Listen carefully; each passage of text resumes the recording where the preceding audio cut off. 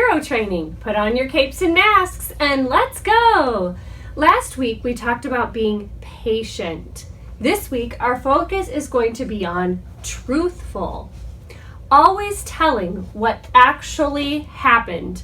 This is kind of hard to do sometimes and not always fun, but God knows what's best for us when He commands us to always tell the truth. Can you think of a time that you were truthful and you told the truth? And you told what actually happened? Can you think of a time that you weren't truthful? Maybe there was a time that you didn't really want to get in trouble, so you told a lie or you didn't tell what actually happened. Today, we're going to read a story about Adam and Eve in the Garden of Eden. And in the Garden of Eden, God told the truth to Adam and Eve, but Satan told them lies. So we'll listen to that story today and talk about it when we're finished. Adam and Eve. At the beginning of the world, there was a man called Adam and a woman called Eve. They lived in the most beautiful garden you can imagine. It was called the Garden of Eden. Every kind of tree and flower grew there, and every kind of animal lived there too.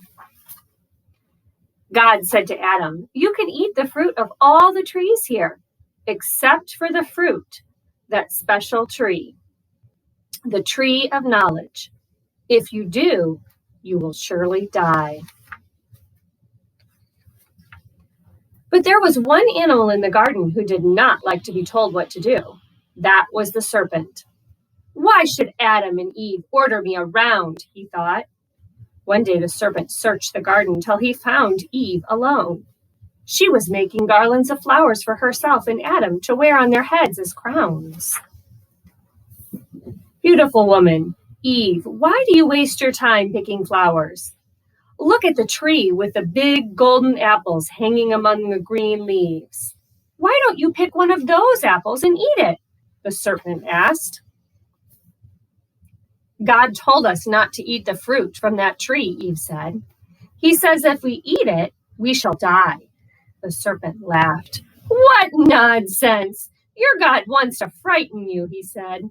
"If you ate the fruit of this tree of knowledge, you would know as much as he does, and he wouldn't like that." The serpent's narrow head and forked tongue pointed toward a beautiful apple hanging low from the tree of knowledge. "Go on," he whispered. "Taste that apple and see how wise you will become." "I would like to know as much as God," Eve thought. She picked the apple and took a bite. It was delicious. She went off to find Adam. "Do taste this apple," she said. "It's wonderful." So Adam ate the rest of the apple. The serpent laughed. "Now Adam and Eve will be punished. They won't be able to order me around anymore." When Adam and Eve had finished eating, they felt very uncomfortable. "We are different from all the other animals who have fur and feathers," they said to each other. "We need to cover ourselves up. Let's make ourselves clothes out of leaves." That evening, they saw God walking in the garden. They knew He would be angry with them, so they hid among the trees. But God called out, "Adam, where are you? Why are you hiding from me?" "We didn't want to see you until we had some clothes to put on," Adam said. Then God was angry. "Have you eaten the fruit of the tree of knowledge?" he asked. Adam said, "Eve gave it to me and I ate it." "What have you done?" God said to Eve. "The serpent beguiled me and I ate it," answered Eve.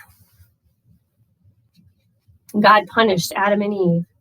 "You must leave the Garden of Eden," he said, "and you will have to work hard for your living and grow your food yourself." So Adam and Eve were sent away. God was angry with the serpent too. "From now on, you and your children will have no legs and will eat dust," he said. Ever since then, snakes have had to creep along the ground on their bellies. That was a story that many of you have probably already heard before. We heard some of the truth that God was telling us. He told Adam and Eve not to eat of the tree of good and knowledge. We also heard some lies from Satan. He told them to eat that fruit, and they shouldn't have done that. What are some ways that Jesus was truthful? Jesus is the way, the truth, and the life. Satan is the father of lies. Satan makes lying seem easy, but as followers of Jesus, we know that being truthful is always the better option. Why is it important to be truthful? People trust us and count on us when we're truthful. What can happen if we don't tell the truth? People aren't going to trust us as much if we don't tell the truth. So always telling what actually happened is truthful. This week, our memory verse is from Ephesians 4:25. Therefore, putting away lying, let each one of you speak with truth his neighbor, for we are members of one another. And that's one of the things that you can memorize this week to meet your challenge. If you memorized one or more of our challenges this week, make sure you see us in church on Sunday so we can get your sticker to you. Here are your challenges for this week. Number 1, memorize this week's verse. Number 2, read the story, The Boy Who Cried Wolf, and act it out. Number 3, talk with your mom and dad about the consequences of lying.